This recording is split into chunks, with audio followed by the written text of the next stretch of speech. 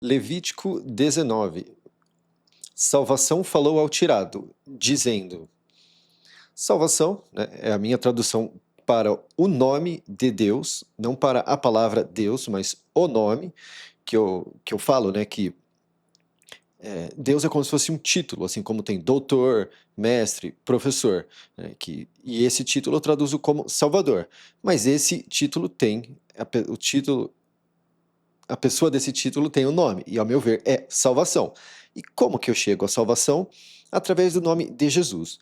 Por curiosidade, o nome de Jesus, né, significa Jeová é salvação, e Jeová é essa palavra aqui. Então eu comecei a substituir a palavra Jeová por salvação.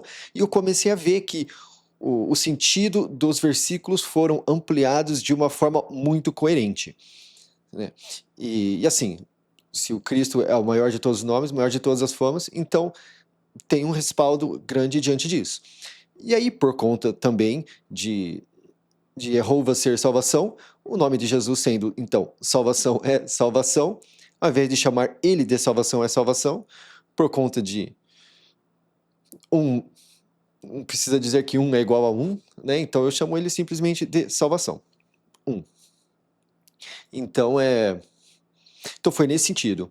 E é interessante porque ao decorrer do bom livro é sempre importante lembrar que não apenas Jeová, né, que na maioria das traduções vai estar como Senhor em maiúsculo, né, que os testemunhos de Jeová chamam de Jeová. É sempre importante lembrar que ele não é apenas o Salvador, mas ele é o próprio salvação. E tem muitos versículos que são pesados, tá? E nós vamos ver isso ao decorrer do livro. Nós já vimos alguns, né? Especialmente agora no Levítico 19 e 20 vai ter versículo pesado. Mas é importante lembrar que apesar de tudo isso, mesmo que tudo que ele faz, de alguma forma ou alguém, ele está salvando. Ele está sempre no quesito de salvador de alguma coisa. Então, isso isso ajuda também, não apenas porque é a forma correta, mas também suaviza o texto desses versículos pesados, porque ajuda você a lembrar que ele está salvando. Falou tirado, né, que é Moisés. O nome de Moisés é tirado porque a moça tirou ele da água e em seguida ela deu esse nome a ele.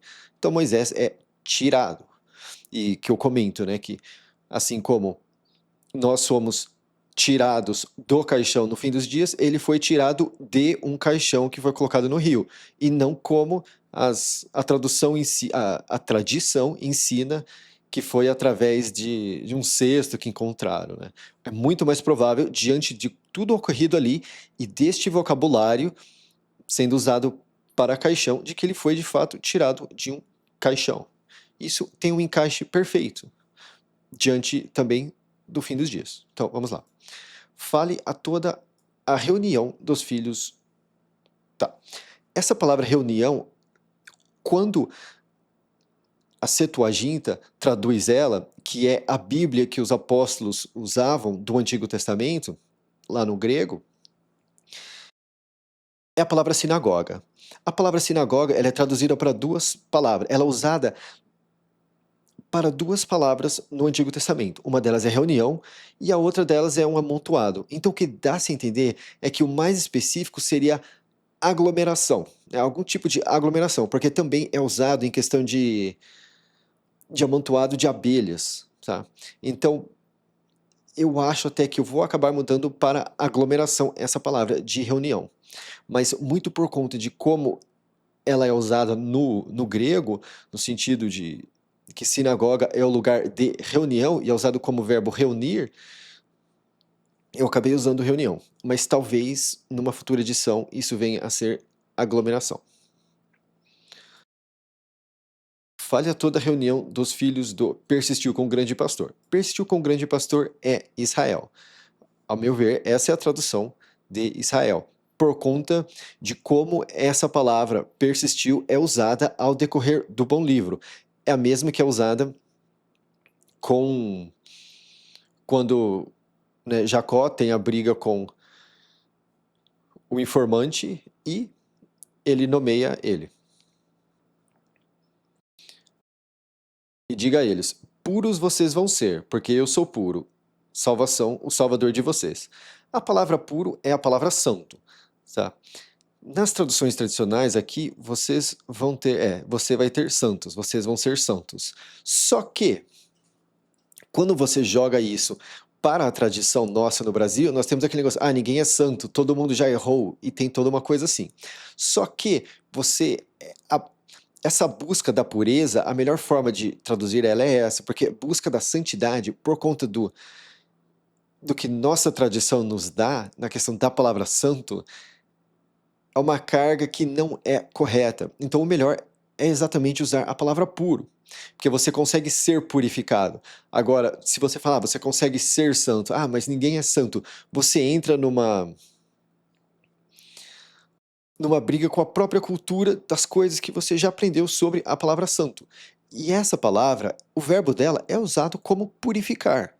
Então não tem por que chamar de santo, por conta da nossa tradição que poluiu o significado da palavra, então nós precisamos purificar o significado da palavra santo, que a melhor forma é a palavra puro, é usando ela para poder ter essa noção. E nós vemos que tem vários rituais que purificam a pessoa.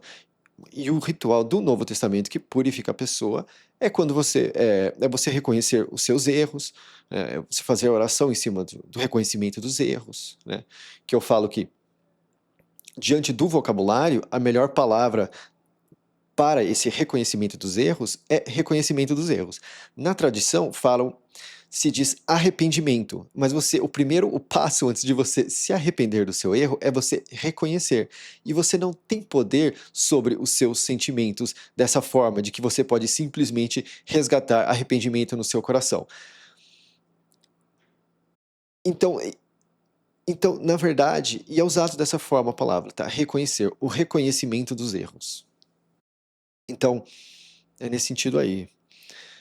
Aqui, ó, puros vocês vão ser porque eu sou puro.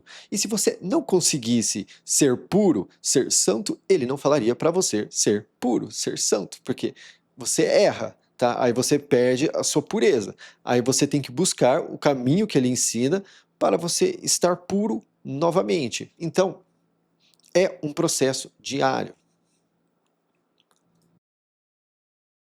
Senão ele não poderia cobrar isso. E diante da nossa cultura, nós falamos, né? Ninguém é santo, todo mundo já errou. Sim, todo mundo já errou. Mas a pureza, ela é algo de se buscar, né? Então, a nossa cultura estragou a palavra. Porque eu sou puro. Salvação, o Salvador de vocês, né? Lembra que Salvador, essa aqui é a palavra Deus, né? Aqui, se eu não me engano, ela vai estar como Elohim. Vou confirmar aqui pra gente. Porque tem duas palavras diferentes que são usadas para Deus. Uma é El e outra é Elohim. Então, vou confirmar aqui. Aqui está como Elohim, que é Salvador. El eu traduzo como grande pastor por conta dos pictogramas. Aqui, ó. Vocês vão temer, cada homem, a sua mãe e o seu pai. E vocês vão prestar atenção às minhas pausas. Eu sou salvação, o Salvador de vocês. E até aqui, ó, dá para você sentir o acolhimento dele diante desse vocabulário. Porque nas traduções tradicionais, aqui você vai ter eu sou o Senhor seu Deus. Tá, mas e daí? Tá. Então você fica nesse, tá, mas e daí? Tá, eu sou o Senhor seu Deus. Tá, mas o que significa isso? Tá. Então, quando você traduz a palavra, você traduz isso tudo, você dá um, um, um respaldo para que as pessoas façam isso, né? Eu sou salvação, o salvador de vocês, o que tira de vocês das enrascadas. Né? Então ele não é apenas a salvação, ele não é apenas o salvador, ele é a própria salvação, o próprio salvação. E aqui, ó, aqui nas traduções tradicionais, esse trecho vai estar, vocês vão guardar os meus sábados. Tá?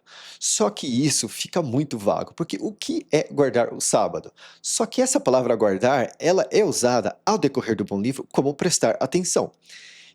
E quando você usa prestar atenção, você tem que isso ativa algo mentalmente de que você, eu tenho que prestar atenção, mas no que eu tenho que prestar atenção? Porque simplesmente guardar tá.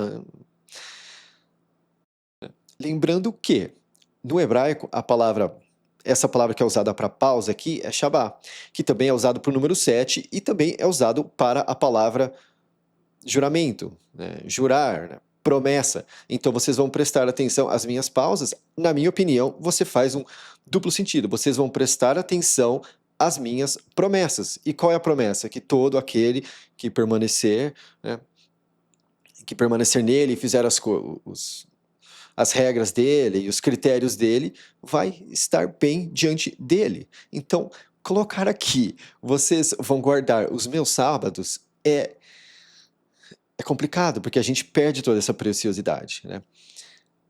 Eu gostaria realmente de pôr que vocês vão prestar atenção às minhas promessas, tá? Mas eu ainda não senti de que eu devo tirar tanto assim dessa questão da pausa, do sábado, da parada. Quem sabe numa edição diferente, mas até lá eu vou explicando. 4. Vocês não vão virar para os inexistentes. O que são inexistentes? Nas traduções tradicionais, aqui vocês vão ter ídolos. Mas literalmente é a palavra inexistente. Então, os ídolos são inexistentes. Tá? E salvadores de molde vocês não vão fazer para vocês. Lembrando que salvadores é a minha tradução da palavra Deus. Então, deuses de molde vocês não vão fazer para vocês. Eu sou salvação, o salvador de vocês. 5. E quando vocês fizerem a refeição de carne da oferta de carne de completudes à salvação, para a satisfação de vocês, vocês vão fazer a refeição de carne dela, tá? Esse é um versículo muito interessante. As ofertas são feitas no coração. Então, a refeição da oferta de carne de completude seria aquela oração que você sente completa e você sente completo. Não sei se você já viu alguém fazendo uma oração e começando a chorar. Naquele momento que aquela lágrima está derramando, né, quando a pessoa está fazendo sincera, porque existem pessoas que conseguem simplesmente chorar quando querem, né, fingir isso, mas quando a pessoa está tendo uma oração sincera e ela começa a chorar, ela está fazendo essa refeição de carne de completude, a salvação. Lembrando que salvação é a tradução de Jeová, mas é também a tradução de Jesus. Então, aquele momento de oração diante de Jesus, para a satisfação de vocês. E aquilo dá satisfação porque aquilo te faz sentir completo. 6. No dia da refeição de carne de vocês, ela vai ser consumida. E no dia seguinte, e o que sobrar, até o terceiro dia vai ser queimado no fogo. Agora, esse 6 também é interessante. Muitas vezes, especialmente para quem já tem o hábito de oração, você faz uma oração, ou você escuta um louvor, ou uma música, uma música gospel, ou até mesmo música do mundo. Tem muita música do mundo que, na minha opinião, é mais gospel do que muita música gospel, tá? Eu tenho inclusive uma playlist disso. E se você reparar, você consegue repetir mais ou menos a mesma oração por 1, 2, ou até talvez um pouquinho no começo né, mas depois você não consegue mais repetir, porque você vê que ela não te dá aquela completude, aquela satisfação, ela não causa aquele derramar do coração, né? Exceto eu tenho uma oração que eu consigo fazer todo dia e toda vez eu sinto, né? E eu vou dar esse exemplo aqui. Quando eu tinha 18 anos, eu comecei a buscar Deus. Eu tinha ele muito forte no meu coração, eu tinha uma busca, a minha vida era trabalhar, estudar e Deus, né? Copiar os versículos, buscar conhecimento.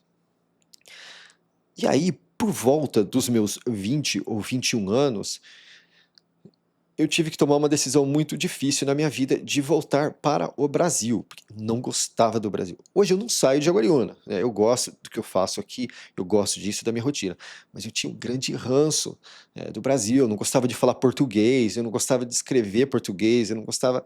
Nossa, para mim era Mas a minha vida nos Estados Unidos ficou muito complicada. Tudo que eu tentava não dava certo, tudo dava para trás. Eu cheguei, minha saúde estava indo abaixo e a minha volta seria aqui.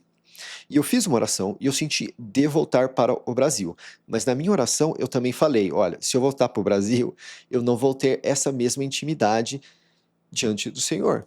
Porque aqui no Brasil eu já tinha uma família mais próspera, então não passava as mesmas dificuldades que eu passava nos Estados Unidos.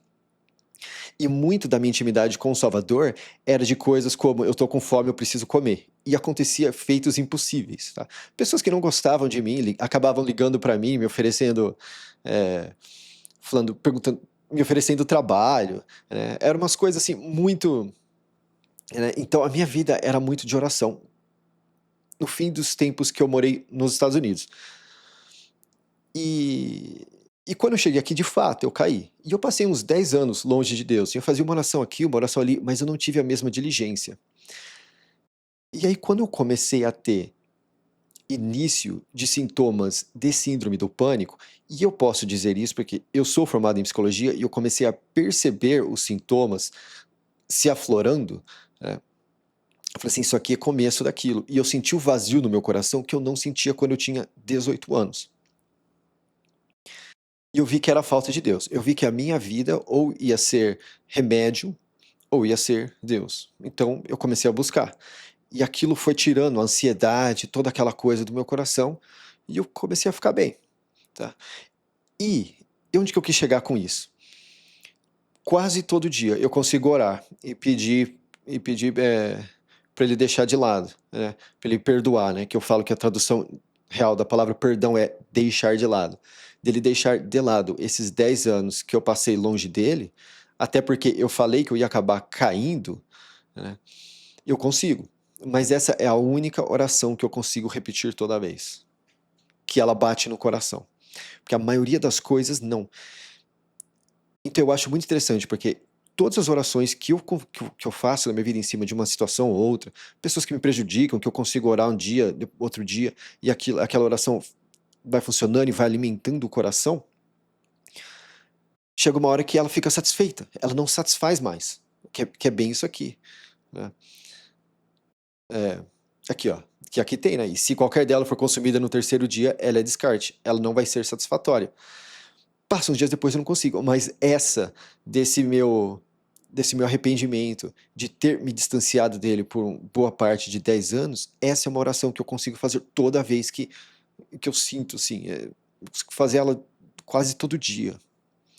Então, isso eu acho muito interessante. Então, eu acho que ele levou muito para o sentido, é, esse distanciamento meu de quando eu era mais novo, ele ficou realmente muito entristecido com isso, porque para eu conseguir fazer isso, indo além do que é aplicado aqui e além de qualquer outra oração, é porque é um assunto especial para ele. Então, assim, se às vezes você coloca um louvor para escutar, ou você tenta fazer uma oração que você já fez sentindo aquela coisa forte no coração e chorando, se você vê que ela não está tendo resultado, é isso aqui, ó, é Levítico 19, 6 e 7. E nós vemos no Antigo Testamento em outros lugares também. Isso já apareceu em outros lugares de Levítico. Mas se você um dia você tiver essa curiosidade, essa oração não está mais me preenchendo como preenchia. É isso aqui. 8. E os que consumirem ela vão levar a infração deles, porque ele rompeu o puro de salvação. Então aquele ser vai ser decepado do povo dele. E no colher de vocês, a colheita da terra de você não vai finalizar a ponta do seu campo ao colher, e a recolha da sua colheita você não vai recolher. E a sua vinha você não vai esgotar, e a queda da sua vinha você não vai recolher. Para o rebaixado e para o imigrante, você vai largar eles. Eu sou salvação, o salvador de vocês. Tá. Essa colheita aqui, agora isso aqui eu não tenho como garantir que é de fato isso, mas uma coisa que eu senti muito forte no meu coração quando eu estava fazendo isso é no seguinte: esse trabalho que eu faço é como se eu estivesse recolhendo a coisa toda, porque tem Quem fez as escrituras fez elas de ponta a ponta, mas tem essas pequenas palavras que parece que ficaram para trás. É como se a colheita foi feita, né, dos termos, mas não foi completamente finalizada, né? Então, assim, o fato de não estar completamente perfeito o texto, isso ter se tornado a minha vida e essa busca ter se tornado a minha vida, esses pequenos encaixes que eu fui tendo foram grandes revelações do meu coração, grandes momentos de intimidade que eu tive com o Salvador quando eu buscava essas palavras, né? É como se as coisas de fato não fossem esgotadas para que um dia o rebaixado, né, e o migrante pegasse. E é interessante porque rebaixado aqui, isso aqui me pegou forte quando eu li. Aqui, ó, vou pegar aqui rebaixado. Você pode até olhar lá. Levítico 19:10. Né? Rebaixado é a tradução da palavra pobre, né? Que é Anne. E eu falei assim, pô, meu nome é Johnny, né? Então, até pareceu isso para mim. E para o imigrante, né? Porque um dos meus nomes é Wallace, e Wallace significa imigrante. Então, quando eu li isso aqui, falei assim, poxa, isso aqui de fato parece, é como se tivesse sido para mim, né? Então, assim, você, ao buscar o Salvador de coração, você vai se deparar com versículos que você vai falar assim, mano, isso aqui é para mim, tá? É como se trechos tivessem sido feitos de uma forma muito íntima para você. Então, assim, para isso aqui bater e isso aqui também no mesmo versículo, diante dessa coisa toda, para mim foi um impacto muito grande no coração. 11. Vocês, cada homem, não vão roubar, e vocês não vão falhar, e vocês não vão falsificar ao seu companheiro. E o que acontece se você falhar, né? Essa palavra falhar, no português ela tem um sentido diferente. Mas, por exemplo, ela não é. Aqui ela é usada em lugares como, por exemplo, a minha força está falhando. Então, diante de qualquer falha, de qualquer coisa que você faz que acaba sendo um erro, é buscar o Salvador, né? É reconhecer o seu erro. Lembrando que reconhecer é uma palavra que estava na cruz, porque judeu, né? Jesus de Nazaré, rei dos judeus, a palavra judeus, ela vem de Judá, Judas, Judá, e ela significa, e o nome dele significa reconhecido, do verbo reconhecer. Então, reconhecer os seus erros, tamanha importância da palavra que ela estava escrita na cruz, e vocês não vão falsificar ao seu companheiro. Essa palavra falsificar, inclusive, na Septuaginta, que é na Bíblia que eles leram, era o que os apóstolos liam, ela é a palavra pseudo. Então, aquela palavra pseudo que nós usamos no dia a dia, né? Fulano é um falso alguma coisa, fulano é um pseudo. Não consigo pensar num exemplo agora, mas é aquela palavra pseudo que foi usada aqui no grego. Então, vários lugares vai estar a palavra mentir. Mas mentir, né? Falsificar é fazer algo falso, tá? Então não é apenas mentir, é qualquer. Acho que deu para entender. 12. E vocês não vão jurar na minha fama para falsificação. E você não vai romper a fama do seu Salvador. Eu sou salvação. Aqui, nas traduções tradicionais, está a palavra nome. Mas a palavra nome, ela é incorreta, porque a forma que eles usavam essa palavra não é como nós usamos a palavra nome. A forma que essa palavra é usada é como nós usamos a palavra fama. Por quê?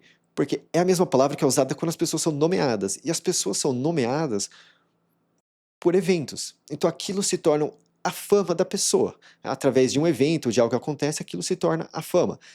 Poderia também ser como nós chamamos de apelido ou renome, que nós não damos apelido para alguém de palavras que não existem no nosso idioma. Por exemplo, Johnny é uma palavra que é simplesmente uma combinação de sons, né? Já meu último nome, Pereira, nós sabemos o que é uma árvore de pera. Então é como se os nomes eles fossem famas porque eles são palavras do dia a dia, né? E nós vemos isso quando as pessoas são nomeadas, elas são nomeadas por eventos ou por algo que está no coração da pessoa.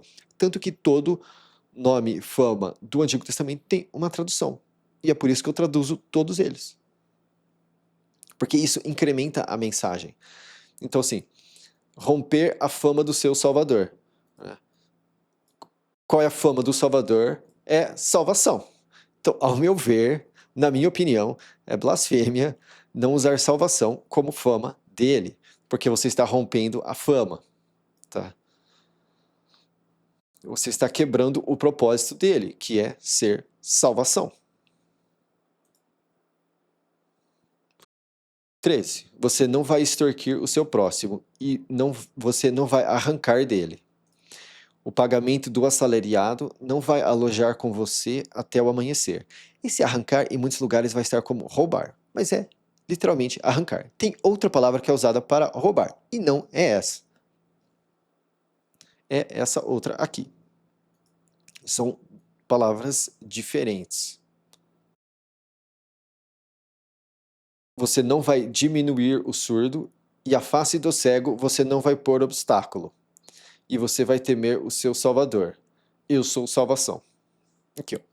Isso aqui é outro. Porque isso aqui tem uma aplicação de parábola. Então, por exemplo, se a pessoa já está cega na fé e você coloca mais um obstáculo para ela na fé, na confiança, você acaba criando Você acaba fazendo ela tropeçar, porque se a pessoa está cega, você cria um obstáculo, ela tropeça e cai. Então, é aquilo que o Novo Testamento fala: o cego guiando o cego, os dois vão cair num buraco. E o que está cego é o que ainda não enxerga a totalidade do Salvador, do salvação. E o que seria o obstáculo? Aquelas regras bobas que a religião coloca para você fazer coisa isso, fazer rituais. Não.